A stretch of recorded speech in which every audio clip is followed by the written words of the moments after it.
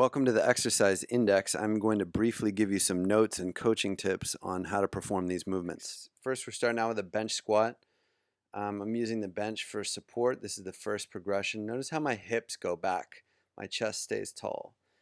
Here it is without the bench. And in the squat, I'm making a fist because I'm creating tension all through my body. I push my hips back.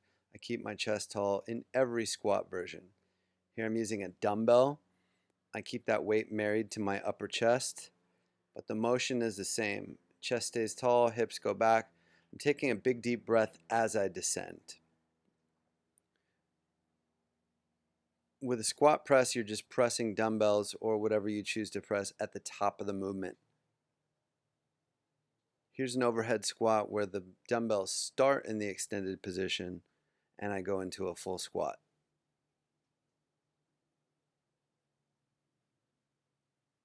With the sumo, your hips start back first, just like in the squat.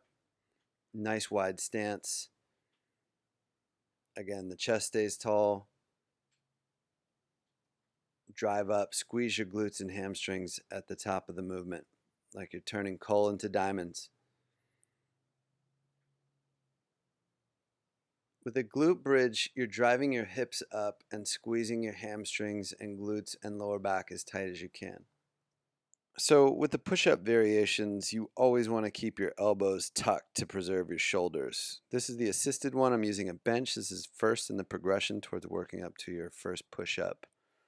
This one's off the knees, and again, your chest is touching first, and those elbows stay tucked at about 45 degrees. This is a full push-up, and you'll notice at the top I'm doing a hollow body position. It's just giving me a little extra range of motion. Here I'm demonstrating it with dumbbells if you have faulty wrists or they're just a little bit tender. Pike push-up, you want your nose or chin or forehead to touch in front of your hands.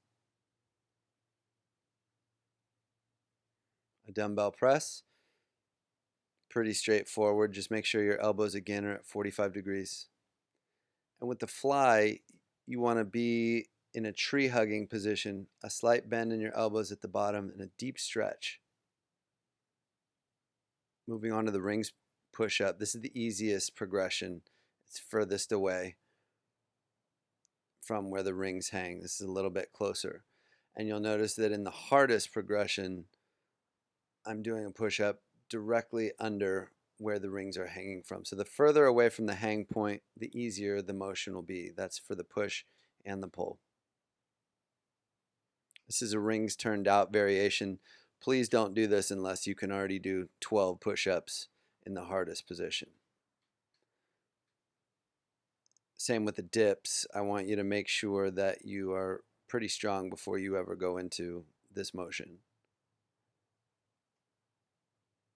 This is just an advanced version of dips where you're actually turning your wrists out at the top of the movement. One arm dumbbell row, make sure your back is arched and you're getting a really long range of motion. You want that nice deep stretch at the bottom and really squeeze the musculature in your upper and inner back at the top of the movement. The pullover is really going to be dependent on your shoulders range of motion. So the important thing to remember is to squeeze your back and your chest in every repetition.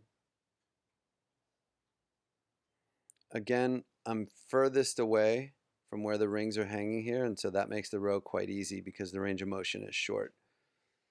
But as I get closer to directly underneath where they're hanging, the leverage changes. And if you want a really advanced version of this, go ahead and put your feet up as you do the row. This is the first exercise in building towards full pull-ups. You want to stand on something and just really control the lowering portion. The next step in the progression is to be able to do jumping pull-ups and lower yourself slowly. Then just a regular pull-up. You'll notice my feet are forward because I want to build toward that L-sit.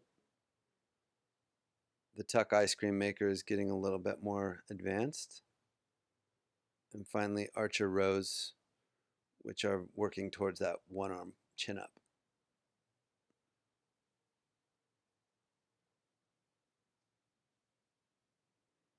Ah, my favorite, the reverse lunge. Your chest stays tall, take a big step back, lightly touch the knee on each side. I do lots of these. These have always been crucial to my programming. Here you see them done with dumbbells and finally a kettlebell. You can get very strong on these. These will make your glutes and hamstrings very sore. The split squat, notice my back foot. The top of the foot is on the bench. Some people do their toe, all kinds of different positioning to get comfortable. It's not a very comfortable movement, but it's very, very effective. The one leg glute bridge, I'm driving through my heel on the right side. Look at the step up. I'm touching my heel lightly. That's the important part. Most people push off that back leg. You don't want to do that. You want to lightly touch your heel. You can do this with the dumbbell. And if you need something to hold on to when you do a step up, use that support. A pistol is just basically a one-legged freestanding squat. And if you use the rings for support, you can really get a lot of good training in without being able to do a full pistol. But here I'm going to demonstrate it anyway. If you're at a point where you can knock out 3 sets of 12 pistols in 20 minutes, you're doing very well. The McGill crunch is a really short range of motion. My head's only moving, 4 or 5 inches, and I'm squeezing all those muscles in my midsection.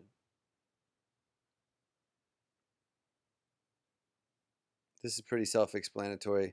Do these slowly. Now with the compression lifts, you're going to start maybe for only 5 or 10 seconds.